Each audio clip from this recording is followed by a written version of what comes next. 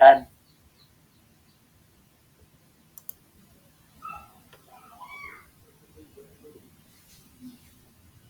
Suara saya terdengar jelas ya, Mas Indro ya? Alhamdulillah, Jelas banget, jelas Mas. Mas Patria. Mau kasih pantun tapi belum menyiapkan, mohon maaf Bapak Ibu peserta Zoom pada sore hari ini. Perkenalkan saya Patria yang sore ini kebetulan dapat tugas dari Pak Dirahmadi, Bu Medira, dan juga Bu Ati untuk menyampaikan terkait dengan pembaruan pengelolaan dukungan IKM, yang mana sore ini yang akan kita bahas terkait dengan narasumber berbagi praktik baik gitu ya. Jadi kalau berbicara terkait dengan pembaruan pengelolaan dukungan IKM, Bapak Ibu cukup familiar dengan 6 dukungan IKM, ada komunitas belajar, seri webinar, narasumber berbagi praktik baik, gitu ya, PMM termasuk, lalu ada mitra pembangunan dan pusat layanan bantuan atau helpdesk. Hampir semuanya itu mengalami perubahan-perubahan dan juga pembaruan-pembaruan. Kenapa? Karena memang sejatinya kita terus melakukan iterasi gitu ya, pengulangan untuk mencapai yang lebih baik lagi dengan mempertimbangkan kondisi-kondisi sebelumnya yang sudah dilewati selama lebih kurang 1 tahun belakang ini. Ya, mungkin yang ingin saya sama-sama ajak Bapak Ibu di sini adalah untuk melihat kembali bagaimana strategi implementasi kurikulum merdeka jalur mandiri ya. Jalur mandiri. Definisi jalur mandiri itu berarti yang sekolahnya itu daftar IKM gitu ya, daftar IKM di tahun kemarin maupun di tahun ini. Jadi jalur mandiri. Karena jalur mandiri maka tidak ada, dalam tanda kutip, tidak ada pembiayaan tambahan gitu ya, tidak ada anggaran-anggaran tambahan gitu ya. Jadi memang secara mandiri. Nah, karena implementasi kurikulum merdeka secara mandiri, maka ada paling tidak ada 4 strategi yang perlu sama-sama dilakukan. Yang pertama adalah pemanfaatan PNM sebagai sumber belajar, gitu ya. Yang mana nanti di sini itu di PNM selain jadi sumber belajar juga dapat beragam perangkat ajar gitu ya, termasuk asesmennya, yang mana sering disebut high tech gitu ya, pemanfaatan teknologi yang lebih maksimal gitu ya. Nah selain itu meminimalisasi kebutuhan sumber dayanya gitu ya. Sumber dayanya ini ada luas sekali gitu ya, bisa manusianya gitu ya, bisa secara material gitu ya. Sehingga karena harapannya bisa rendah sumber daya, jadi bisa dilakukan siapapun gitu ya, berkolaborasi gitu ya. Nah di sini mungkin yang sering Bapak Ibu dengar low touch gitu ya, sudah tidak ada lagi mungkin kalau belajar kurikulum merdeka itu dikirimkan struktur nasional misalnya seperti ini, sudah tidak ada lagi, tapi bisa terpusat di PNM.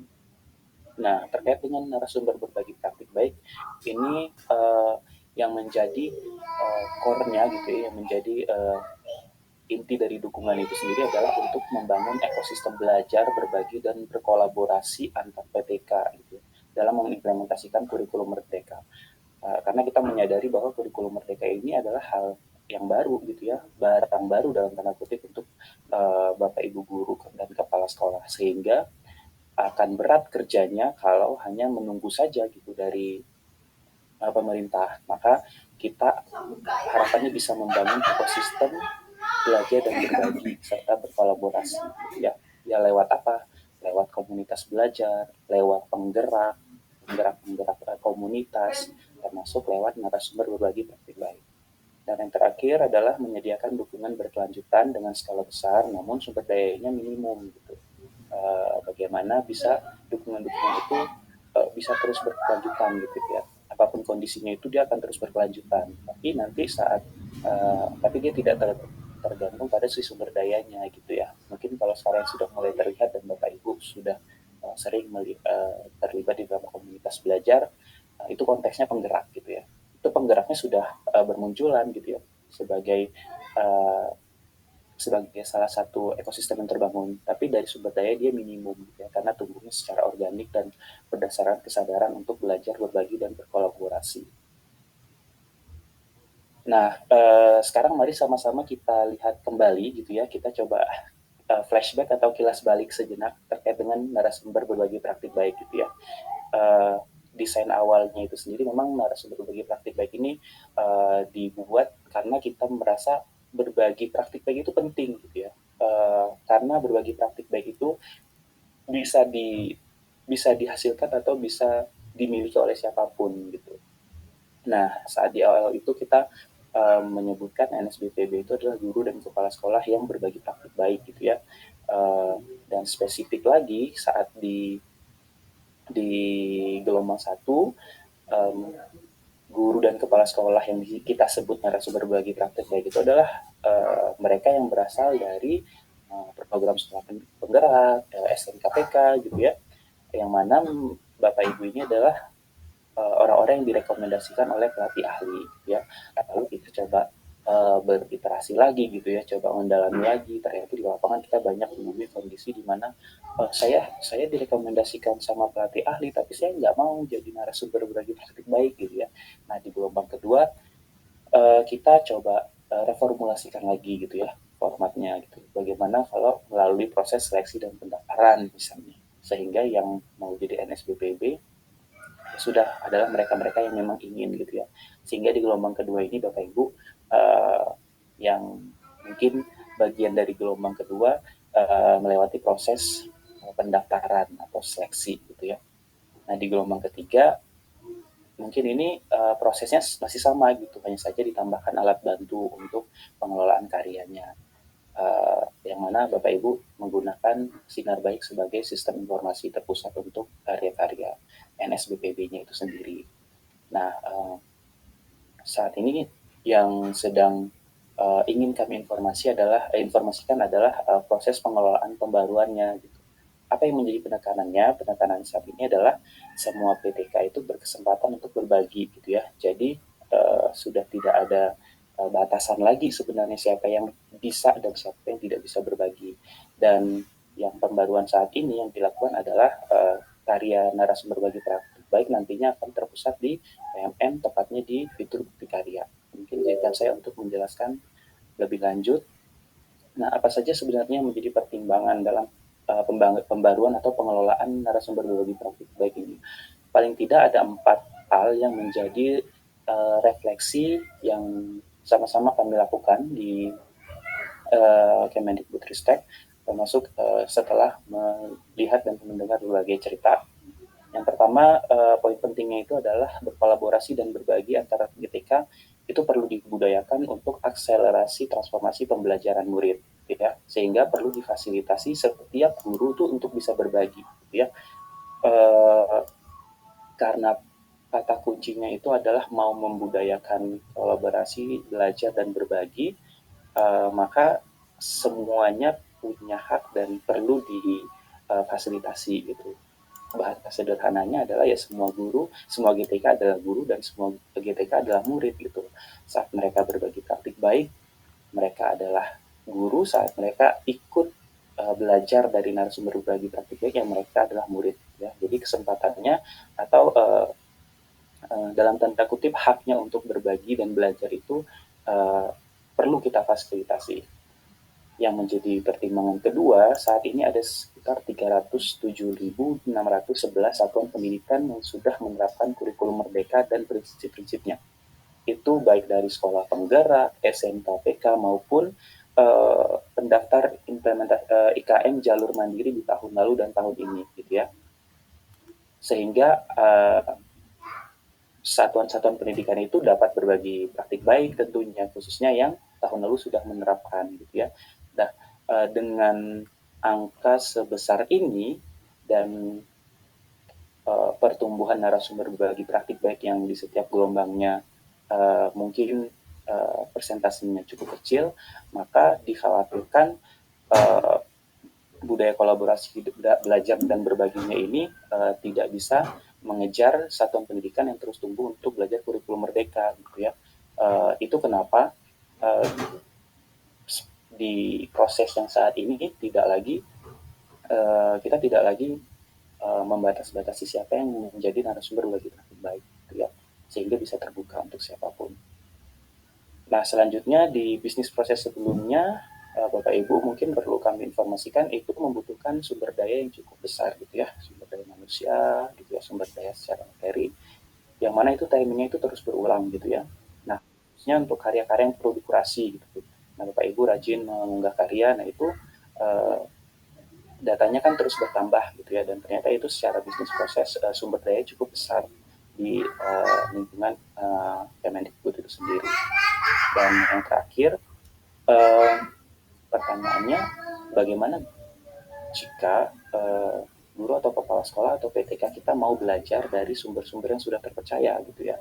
Nah, saat ini di PMM sendiri sudah tersedia gitu ya contoh-contoh praktik baik pelaksanaan IKM yang mana itu sudah tervalidasi dan juga sudah dikurasi gitu ya, seperti fitur ide praktik gitu ya, kumpulan konten unggulan dan juga video inspirasi.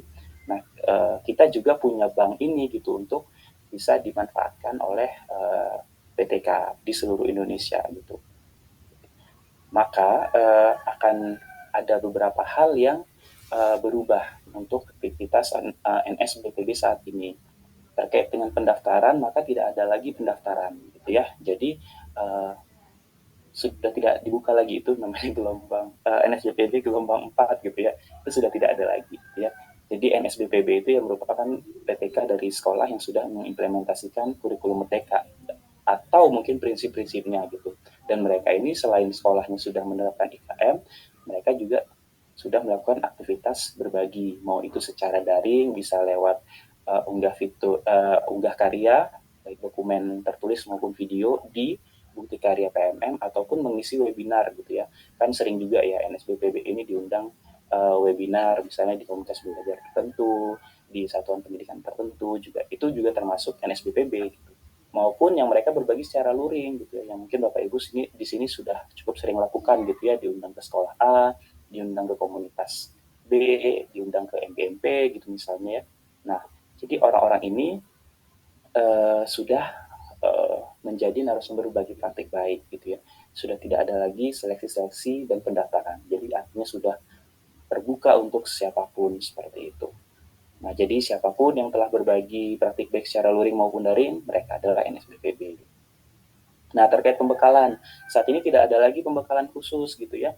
Kalau di gelombang 1, 2, dan 3 ya mungkin ya, itu ada pembekalan khusus, lalu bikin video, nanti setelah itu dikurasi gitu ya, diajarkan bagaimana jadi narasumber bagi praktik baik.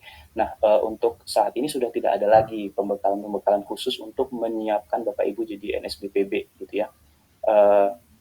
Sekarang yang dilakukan adalah untuk NSBPB yang aktif berbagi gitu ya, baik itu bisa secara luring dan juga mungkin produktif mengunggah bukti karyanya, mengunggah karya di bukti karya lebih tepatnya, serta karya-karya tersebut memperoleh umpan balik, itu akan mendapatkan bimtek penguatan yang dilakukan oleh UPT gitu ya. Nah, kalau yang tadi mungkin sebelum-sebelumnya kan diberikan pembekalan untuk siap berbagi, kalau yang sekarang perubahannya adalah bimteknya bertujuan untuk justru mendorong dan menumbuhkan semangat belajar dan berbagi untuk semua PTK gitu ya. Jadi itu yang menjadi pembedanya. Nah, terkait dengan kurasi karya, nah ini seperti yang tadi sudah sempat disampaikan gitu ya. Tidak ada lagi kurasi secara khusus gitu ya. Karya yang sudah diunggah akan direview dan diberikan umpan balik. Itu karya-karya tentunya karya-karya yang sudah ada di PMM. Jadi secara interaksi itu lebih ke peer review saja sesama pengguna PMM gitu ya. Nah, lalu pertanyaannya, loh kalau nggak ada kurasi nanti gimana video-video yang miskonsepsi? Bagaimana nanti video-video yang ternyata uh, isinya dalam tanda kutip itu ngaco gitu ya misalnya. Nah, sebagaimana bukti karya tersedia di PMM, jadi kalau Bapak Ibu mengunggah karya di bukti karya itu jadi konten yang dimiliki oleh Bapak Ibu sendiri gitu ya. Sehingga um, di bukti karya kita masih menyesuaikan dengan prinsipnya bukti karya di PMM gitu. Bukti karya adalah karya-karya yang memang tidak dikurasi gitu. Jadi wadah untuk guru-guru kepala sekolah berekspresi, mau ngirim praktik baik apa, mau sharing video apa itu dibebaskan gitu. Jadi di sana memang dikembalikan kepada si penggunanya itu tersendiri gitu ya. Walaupun nanti kalau ada unggahan-unggahan yang sangat menyimpang itu di PMM juga sudah difasilitasi untuk dilakukan report gitu ya, sehingga nanti akan di take down gitu ya. Uh, jadi kalau ditanyakan kembali bagaimana nanti guru-guru untuk dapat karya yang tidak miskonsepsi, nah seperti yang tadi saya jelaskan gitu ya. Uh, untuk karya-karya yang tervalidasi dan terkurasi di PMM sendiri itu sudah tersedia gitu ya, yang berkaitan dengan praktik baik gitu ya. Jadi bisa dimanfaatkan fitur yang ada di fitur ide praktik ya, di situ ada cerita-cerita praktik beragam tema di situ. Ada juga kumpulan-kumpulan dan juga video inspirasi yang bisa ditonton gitu ya. Jadi pada prinsipnya uh, ada dua hal yang menjadi penekanan. Yang pertama, uh, kita tetap memberi kebebasan dan keleluasaan untuk Bapak Ibu guru berekspresi atau berkarya, baik itu lewat tulisan maupun uh, video. Hanya saja sekarang wadahnya di PNM, di Bukti Karya gitu ya. Namun demikian, untuk memastikan guru dan kepala sekolah serta PTK memperoleh data yang karya-karya yang terkurasi dan tervalidasi, maka dapat memanfaatkan tiga tiga fitur yang tersedia di PNM gitu ya, yang tadi saya jelaskan. Nah itu yang mungkin kita coba solusikan gitu ya, sehingga uh, keinginan atau keleluasan untuk berekspresinya juga tersalurkan, tapi untuk sumber belajar yang tervalidasi dan terkurasi juga tersedia di PNM. Nah bagaimana dengan terkait dengan keberadaan produknya gitu ya. Keberadaan produknya itu terpusat di satu pintu, yaitu di PNN saat ini. Video atau cerita itu diunggah oleh guru atau kepala sekolah, mungkin etika lainnya juga bisa gitu ya. Dan sebaiknya diunggahnya itu saat ini Bapak Ibu sudah bisa memulai dengan hashtag kurikulum merdeka dan juga menggunakan hashtag semangat berbagi. Nah nanti karya-karya yang diunggah dengan menggunakan tagar ini akan diolah uh, oleh tim teknologi untuk data-datanya nanti diserahkan kepada UPT. Misalnya Bapak Ibu sudah mengunggah karya dengan dua hashtag ini, nanti di situ misalnya ada umpan balik, uh, ada komentar dari penonton lainnya gitu ya. Nah nanti data ini dikumpulkan oleh tim teknologi. Nah datanya nanti akan dipartisi berdasarkan provinsinya masing-masing, sehingga nanti data inilah yang kami serahkan ke UPT. Nanti UPT melihat datanya, oh yang berbagi praktik baik di Bukti Karya ini ternyata ada nama ini, oh yang ini cukup sering, oh yang ini responnya banyak. Nah nanti itu yang data-data itulah menjadi data untuk UPT mengundang Bapak Ibu untuk diberikan penguatan gitu ya, bintang penguatan, karena sudah tidak ada lagi pembekalannya gitu. Nah, bagaimana terkait dengan penetapan narasumber berbagi praktik baik saat ini, karena memang sudah tidak ada seleksinya dan tidak ada pendaftarannya, maka tidak ada lagi surat keterangan lolos kurasi seperti yang Bapak Ibu dapatkan gitu ya. Karena proses bisnisnya sudah berubah, jadi semua PTK yang sudah berbagi secara luring dan juga berbagi secara daring dengan cara tadi mengunggah praktik baiknya di PNM atau secara mengisi webinar, yaitu mereka sudah menjadi NSBPB. Dengan begitu NSBPB saat ini menjadi inklusif gitu ya. Semangat dan ekosistem berbaginya diharapkan bisa terbentuk dan terus tumbuh gitu. Jadi bisa lebih masif harapannya. Ya karena kita ingin sekali Bapak Ibu guru dan tenaga pendidikan di seluruh Indonesia ini uh, punya keberanian dan punya budaya untuk terbiasa berbagi gitu ya, karena kita melihat gitu bagaimana mendengar cerita-cerita dari misalnya guru gitu ya, wah saya nggak biasa berbagi gitu, nggak biasa sharing, nggak pede gitu. Nah hal ini yang ingin kita dorong gitu, karena sejatinya pasti setiap guru punya uh, hal-hal atau cerita-cerita baik yang bisa diberikan inspirasi untuk rekan-rekan guru lainnya gitu ya.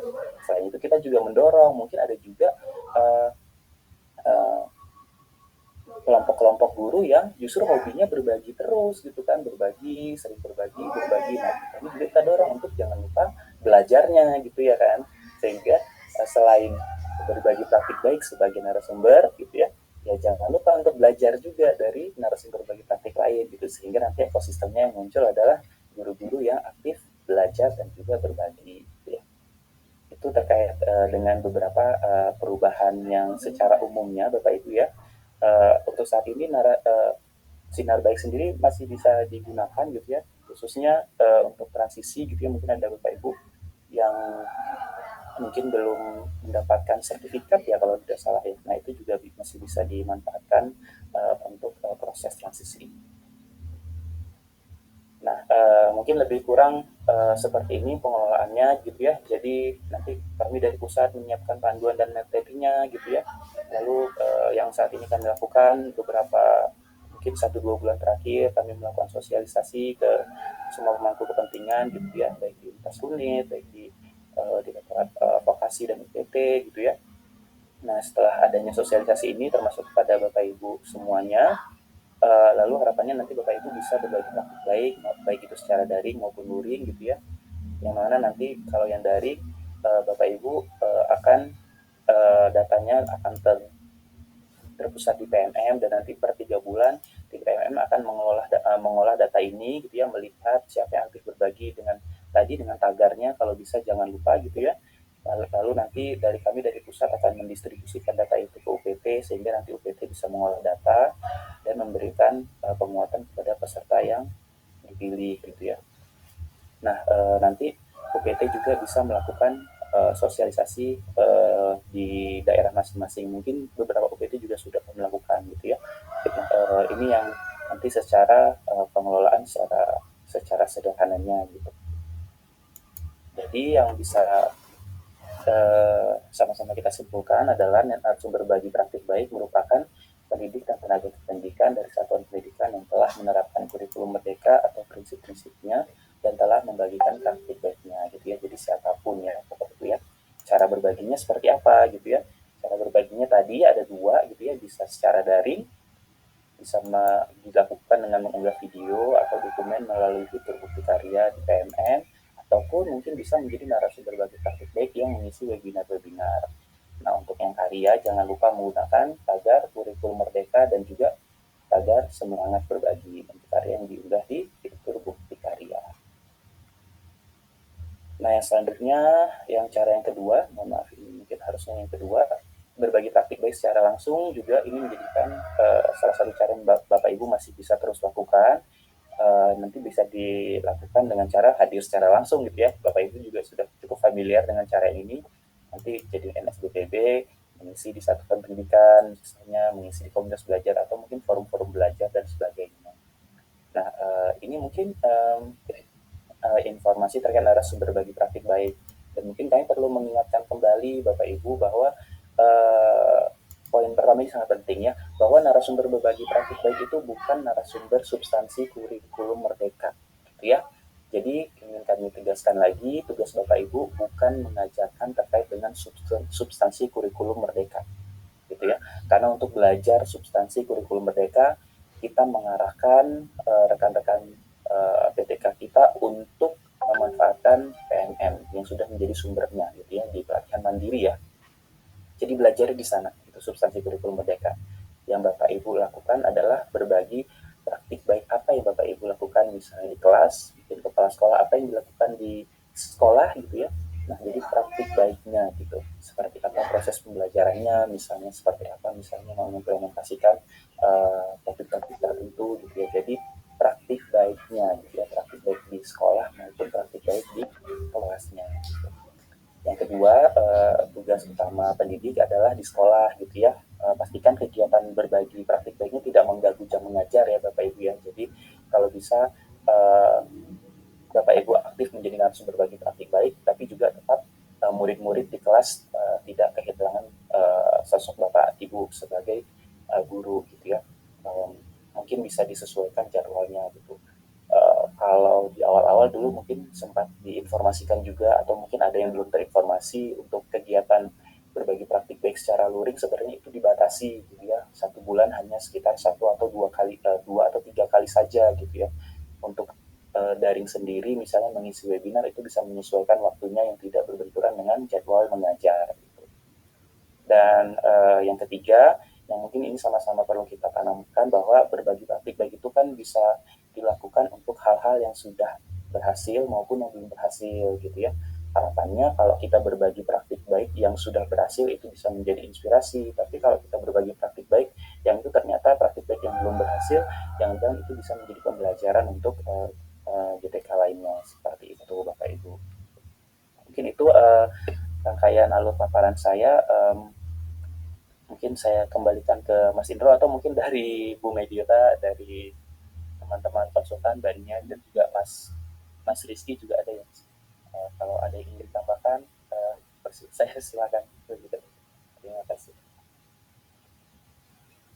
Ya, terima kasih banyak Mas Patria, sangat jelas ya Ibu Bapak, narasumber berbagi praktik baik dari gelombang 1, 2, dan 3, proses bisnis yang baru, silakan untuk dicermati dan juga semangat berbaginya harus terus berlanjut ya Mas Patria ya, dengan proses bisnis yang baru ini. Mungkin ada yang mau ditambahkan seperti yang ditawarkan oleh Mas Patria, Bu Medira, Bu Nia? Saya cukup, Mas. Nanti ada pertanyaan aja. Ya, terima kasih Bu Medira. Nah, mungkin sekali lagi ingin mengingatkan sesi tanya jawab ini kita buka, namun alurnya adalah Bu Bapak silahkan menuliskannya di kolom atau fitur Q&A yang ada di bagian bawah layar, itu di antara partisipan dan juga chat kalau di layar saya. Jadi Q&A di situ nanti akan kita lihat beberapa pertanyaan yang dilontarkan melalui tulisan di kolom Q&A sebagai saluran kita untuk memberikan pertanyaan, dan pertanyaannya akan kita pilih dan juga nanti akan kita berikan kesempatan kepada Ibu dan Bapak untuk bisa berdialog langsung ya dengan Mas Baktia dan juga kepada kita semua. Sekali lagi dipersilahkan, kita lihat.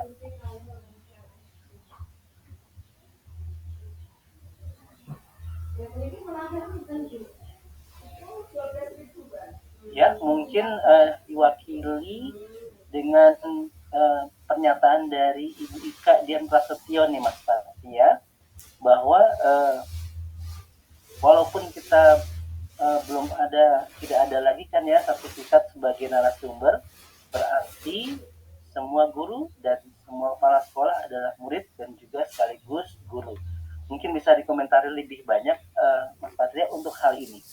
Iya, betul sekali. Jadi semua PPK saat ini Mas Indro kita berikan kesempatan untuk menjadi narasumber berbagi praktik baik, dan kami akan sangat senang sekali, akan sangat apresiasi yang setinggi-tingginya jika Bapak Ibu di sini yang sudah menjadi bagian dari narasumber berbagi praktik baik, baik itu dari gelombang 1, 2 maupun yang gelombang 3, kami akan sangat berterima kasih jika Bapak Ibu bisa menularkan spirit untuk berbaginya di sekolah gitu ya, di komunitas belajar gitu ya, bisa mendorong rekan-rekan lain untuk berbagi praktik baik gitu ya, sehingga nanti kita jalannya lebih mudah karena jalan bersama-sama gitu ya. Bisa didorong saja rekan-rekan yang mungkin tidak biasa berbagi, boleh diajak untuk berbagi. Mungkin ini juga sudah mulai terjadi gitu ya di aktivitas-aktivitas seperti misalnya komunitas belajar di dalam sekolah gitu ya, yang tadinya khawatir, takut untuk saling menceritakan kondisi kelas gitu ya, karena didorong gitu ya, karena ada penyemangat gitu ya, jadinya guru-guru jadi terbiasa dan mau gitu ya menceritakan tantangan di kelas, menceritakan hal-hal baik yang ada di kelas gitu ya. Nah harapannya Bu Ika semoga bisa menjadi motor begitu ya di satuan pendidikan maupun di komunitas-komunitas untuk menularkan semangat berbaginya ke rekan-rekan PTK yang lain. Mungkin itu Mas Indro. Silakan Bu Medra jika ada yang ingin ditambahkan. Ya, izin mengingatkan untuk rekan-rekan tim teknis untuk bisa membuka kolom Q&A-nya, walaupun sudah terlihat nih ya banyak sekali, namun lebih berkisar ke sinar baik dan turunannya Mas Putri ya.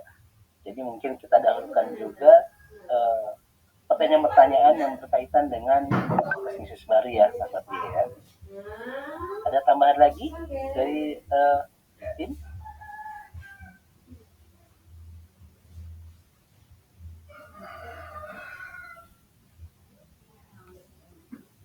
Tidak ada?